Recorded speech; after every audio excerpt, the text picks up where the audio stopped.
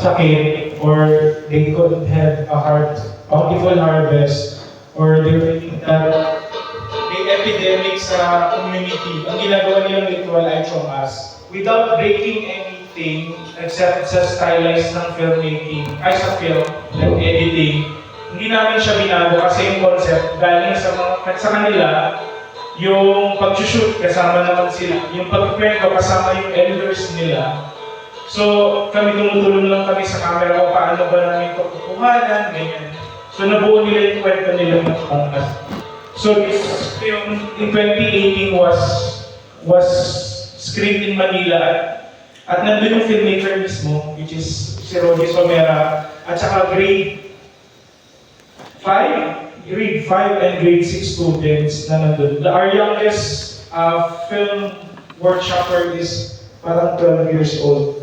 So, I mean, dahil dito, isa sa mga objectives kapag nag-film workshop kami with IB communities is not to have a gap kung sino mas matalino, matanda ba or bata. Our ultimate goal is to bridge the gap of knowing that young children knowing their own culture.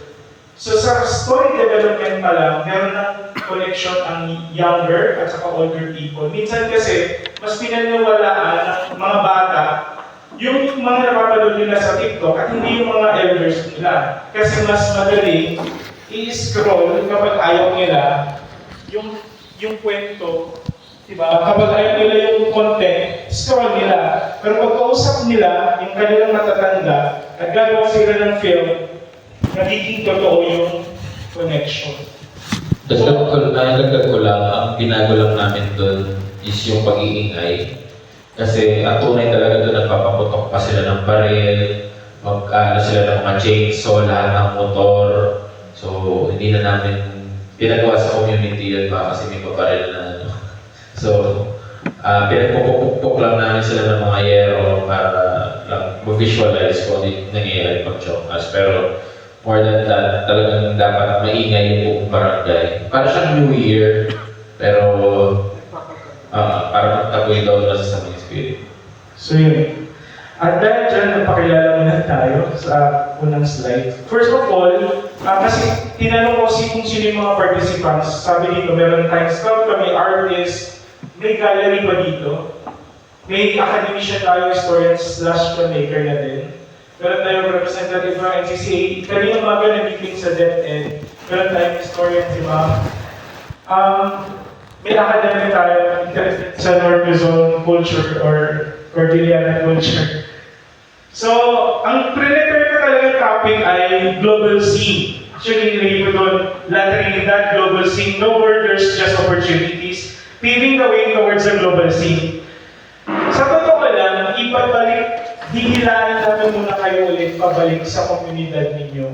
Dahil sa totoong buhay, hindi lahat naman, sa totoo lang, hindi naman lahat ang pagpe-pave way natin sa mga ginagawa natin ay para towards global scene. Minsan, one of the aspects na nakakalimutan, ano ba yung objective ng artist? Ito yung ating summary ng pag-uusapan. Next slide. Una, ano bang ultimate goal natin as an artist? Diba?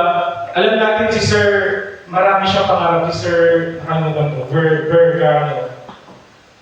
Why do we still do our art? Lagi namin tinatanong to sa mga filmmakers, hindi lang sa film pati sa mga visual artists, sculptor, sa mga crafts, hindi porque non-arts na ginagawa nyo, pero for the arts, katulad ni Ma'am, sabi ni Ma'am Alma or Sheila.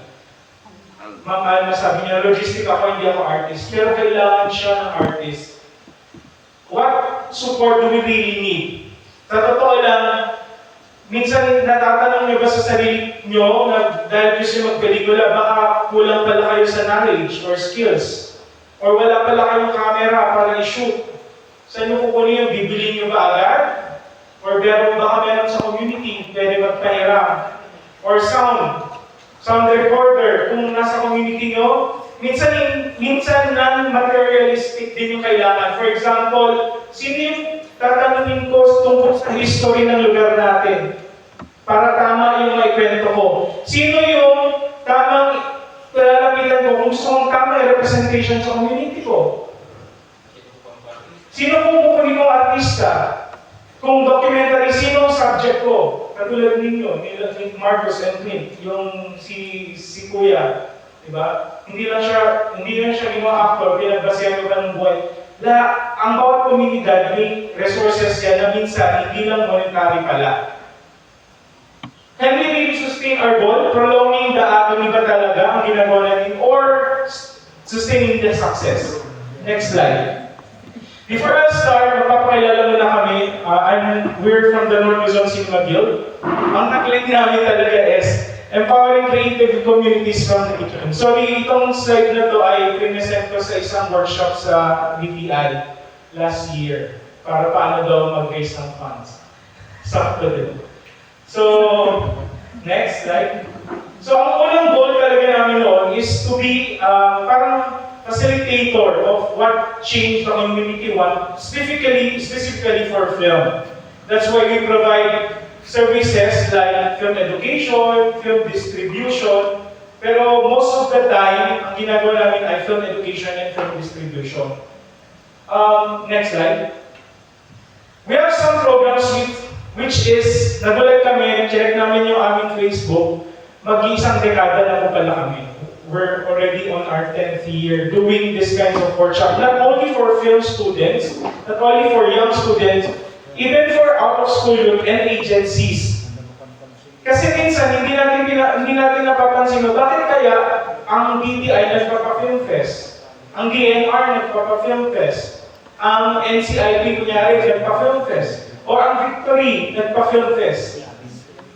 Minsan yung mga tao sa likod dito, minsan ma-achieve yung goal ng filmmakers, pero at the same time, ma-achieve yung goal ng client o ng company nagpapa-film fest.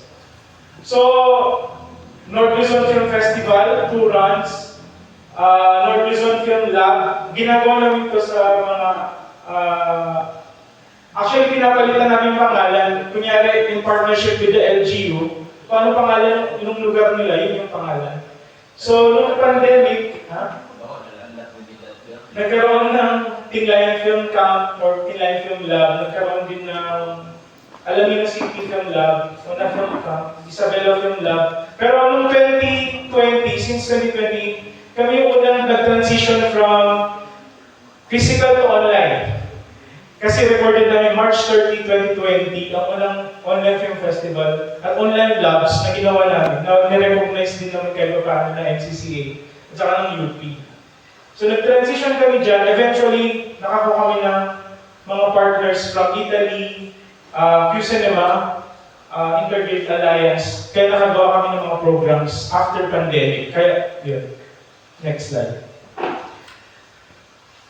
With more than 6 million international and international funders. So hindi ito napunta sa amin ni Seth. Napunta ito sa mga activities. Kunyari, Tuguegarao Film Festival, nagkaroon siya ng yung mga sumali ay binigyan namin ng tigta 30,000 pesos para makagawa ng films. Yung mga venues, doon namin binibigay, yung binabayad. Sa mga tumutulong sa amin, for example, may kusinero, may carpintero na kailangan sa event. Yun yung mga binabayaran namin. So yan, hindi yan sa amin na punta ni Seth. So, pinanggalingan niya, pinakamaliit, nakalive ako nun. Pinakamaliit sa office nila, sir, sa NCCA. Tapos yung isa sa pinakamalaki ay sa FCP, DTI, British Council, Philippines. May partner kami with UK, Kingdom of Netherlands, Samud and Movies That Matter, Moleskine Foundation, Nomad Institute sa Germany, and Scottish Documentary Institute. Next slide. So, one of our achievements, sige lang, forward na, para makita lang. Yan. So, ito yung mga naging activities namin. For example, nag-talk kami sa Italy, sa Creative Pioneers Conference noong 2024 as part ng grant nila sa amin. Maliban sa grant, namimigay sila ng grant, papadalhin ka din sa conference nila every October sa Milan. As of the moment, hindi ko alam kung kailangan kung Kailangan niyo pong malaman na yung may 300,000 pesos, more than 300,000 pesos. Kasi depende sa anong palitan ng euro ngayon. Kung nasa 70 pesos ng euro, so baka 350,000 na yan. Walang liquidation na kailangan. tax-free siya. Tax-free. Bahala kayo kung ano nyo gagastusin siya for the art form. Pwede siyang pang-start na organization or ano. Continuing program ng activities sa organization niyo. Currently, sa Moleskine Foundation, isa na rin ako sa mga selection. So, nagsaselect kami ng projects every year sa Pilipinas, sa buong mundo. Ang napupunta kasi sa akin Asia. Hindi ko alam kung kailangan ko nalagay ito. Yun. Isa sa mga partners namin sa Scottish Documentary Institute, nabuo namin yan sa Scottish Culture Week, supported or funded by British Council. Nasa 8,000 euros yan. Yung Moleskine Foundation, 5,000 euros. Anong value ng Philippine peso at that time, yun yung pwede nyo makuha. Kaya nabuo namin yung Story at Tiili. Story at Tiili, nag-iiba ulit yung title niyan, depende sa language kung saan siya ilalagay. So, tinakanda. Naalala ko, tinanong ko si Sir Clint. Sir Clint, meron kaming pondo dito, baka gusto niyo magkaroon ng film camp. So, hindi ko alam kung hindi siya naniniwala sa amin. Pero usually, what we do is, kung may nag-tap sa amin, kung meron kaming pondo, dadalhin namin yung program doon. So, ganun kami makipag-work. Kung wala kaming pondo, sir, magantay lang tayo, may ina-applyan kami, tapos tignan namin kung pwede namin ibigay sa inyo. So yun, Tuguegarao Film Festival, on its 5th edition, itong estudyante na to, ito sa mga unang tawaging product pero isa sa mga unang estudyante namin sa Alaminos who also went to Busan International Kids and Youth Film Festival. Kung meron Busan International Film Fest, meron Busan International Kids and Youth. So yeah, marami na silang napuntahan through their film. Kultura Film Festival, ito yung supported ng Kingdom of Netherlands at Movies That Matter. Yun. Ito yung focus group discussion ng DTI. Dahil doon, focus group discussion ng DTI last year, dito sa Baguio. Tapos, tignan nyo, alternative space for screening. Kita nyo ba? Nasa tabi kami ng dagat. Pero ang screen namin, dahil sa donation ng grants ng Moleskine Foundation, nakabili kami ng screen, inflatable screen, para mag-screen sa tabi ng dagat. Nakapag-screen na kami sa Mayoyaw, yung film ni Joseph Eblahan, yung mga films nila nagawa doon after the workshop, napalabas namin siya. Nomad Short Film Festival is a partnership with Nomad Institute, next slide, na kung saan